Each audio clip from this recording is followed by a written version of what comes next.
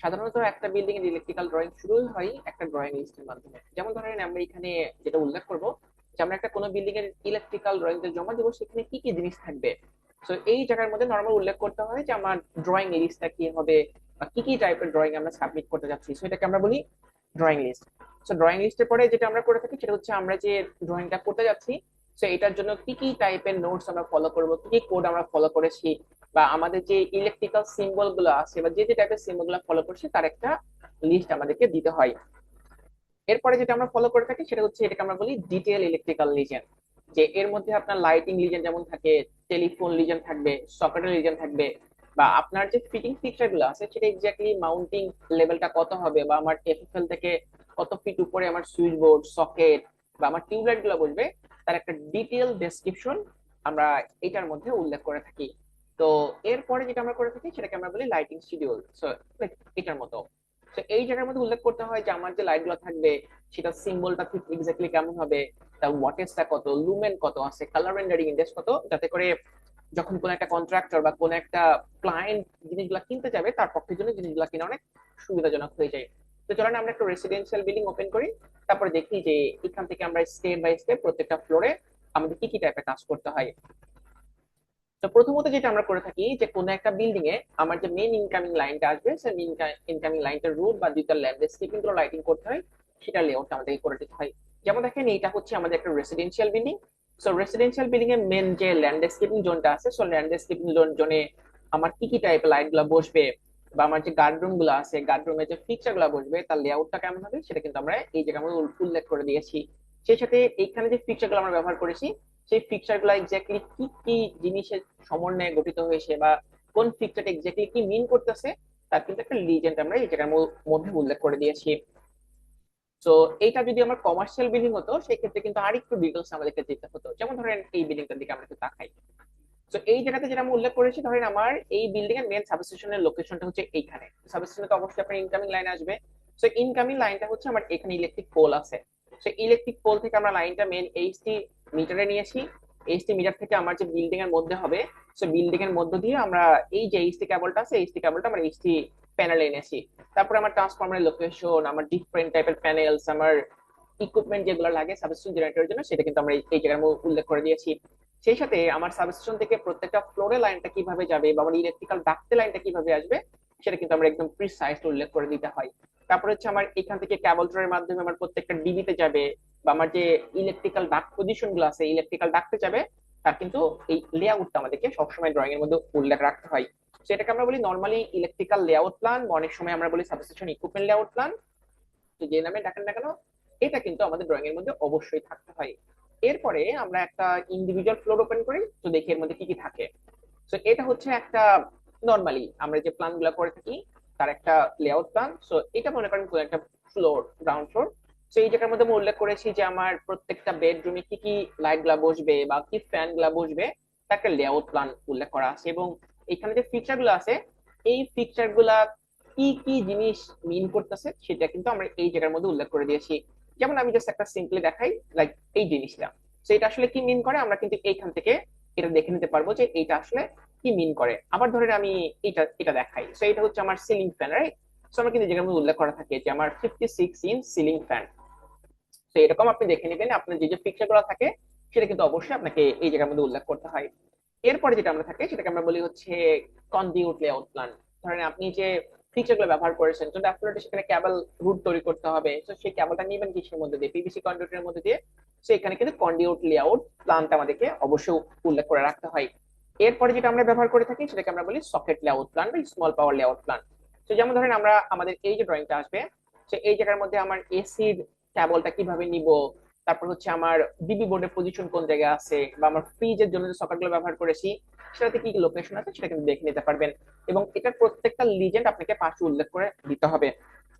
এরপরে যেটা আমরা দিয়ে থাকি এটাকে আমরা বলি সার্কিট ডায়াগ্রাম। সো এটা হচ্ছে একটা সার্কিট ডায়াগ্রাম। এই যে একটু আগে যে ডিবিটা দেখে আসলাম, সেই ডিবির মেন সার্কিট ব্রেকার কত হবে, মেন কেবল সাইজ কত হবে, বা ডিবি থেকে আমার যে আউটগোয়িং গুলো বের হয়েছে আউটগোয়িং এর সার্কিট ব্রেকার কত এবং তার রেসপেক্টে কেবলটা কত, সেটা কিন্তু উল্লেখ রাখতে হয়। এবং এইখানে যে সিম্বল গুলো ইউজ করেছি সেটা কিন্তু এই জায়গার মধ্যে উল্লেখ করে দিতে হয়। যেমন ধরেন আমার এমডিবি মানে কি, এফডিবি মানে কি। যেমন ধরেন আমার এই বিল্ডিং এর জন্য টেলিফোন আছে, আমার টেলিভিশন আছে, আমার ইন্টারকম আছে, বা আমার সিসিটিভি আছে, তার লেআউট প্ল্যানটা কেমন হবে, বা এটার জন্য ডিবি বোর্ডটা কোন জায়গা বসাতে হবে, বা এই প্রত্যেকটা ফিচার কি মিন করে, সেটা কিন্তু এই জায়গার মধ্যে আমাদেরকে অবশ্যই দেখাতে হয়।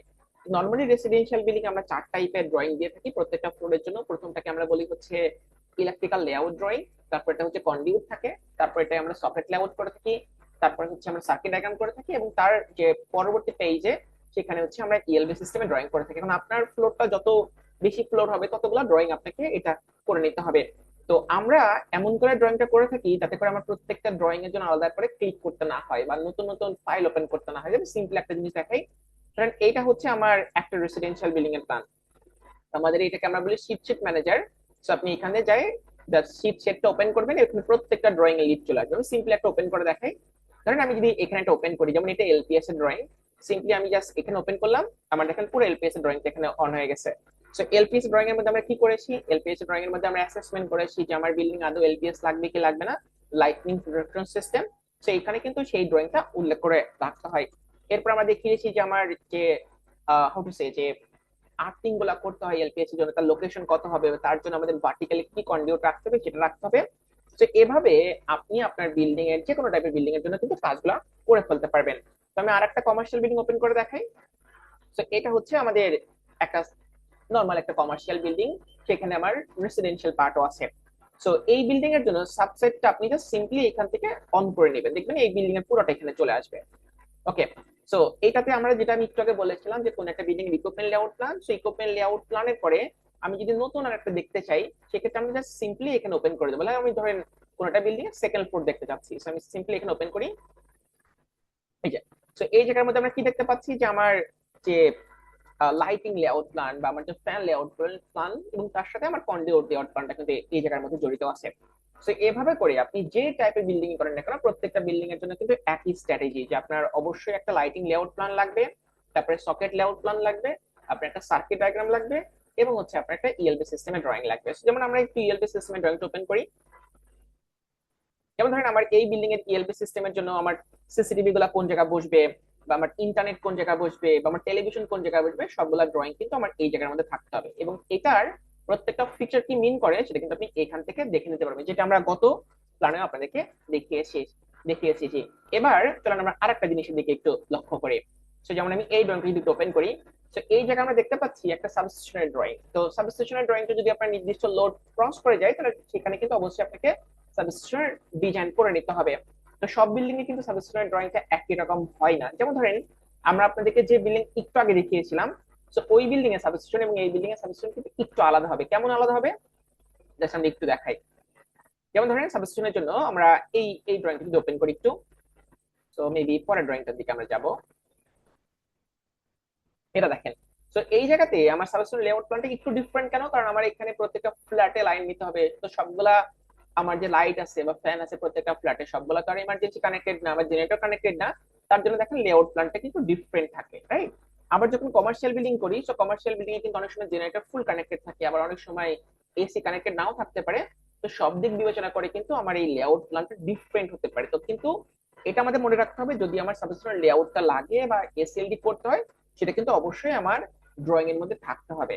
এরপর অনেক সময় আমাদের যেটা করতে হয় সেটাকে আমরা বলি ক্যাবেল ট্রে লেআউট। যেমন ধরেন আমার সাবস্টেশন থেকে যে লাইন গুলো চলে গিয়েছে প্রত্যেকটা ফ্লোরে, তো ফ্লোরে যাওয়ার পরে ডিবিতে কিভাবে গেল, সেটা কিন্তু আমরা ক্যাবল ট্রের মাধ্যমে আমরা এটা উল্লেখ করে দিতে হয়। যেমন ধরেন আমাদের এই যে ফ্লোরটা আছে, এই জায়গাতে ক্যাবল ট্রের মাধ্যমে দেখিয়ে এসেছি যে আমার ডিবিতে কিভাবে লাইন যাবে, বা প্রত্যেকটা ডিবির লাইন যাওয়ার রুটটা কেমন, সেটা কিন্তু থাকতে হয়। তো এই সবকিছুর সমন্বয়ে মোটামুটি একটা বিল্ডিং এর ইলেকট্রিক্যাল ড্রয়িং আমরা তৈরি করতে পারি। তবে আপনি যে কাজটাই করেন না কেন, অলওয়েজ চেষ্টা করবেন একটা গুছিয়ে কাজ করেন, এবং অবশ্যই একটা ড্রয়িং লিস্ট তৈরি করে নেবেন, যাতে করে আপনার কাজটা অনেক ইজি হয়, এবং আপনি যখন কোন একটা কাজ করবেন সেজন্য গোছানো করা থাকে। যেমন দেখেন আমাদের এই যে ড্রয়িংটা দেখাচ্ছি, এখানে অলমোস্ট প্রায় 74টা পেজ আছে, বাট আমাকে কিন্তু বারবার একটা ফাইল ওপেন করতে হয় নাই।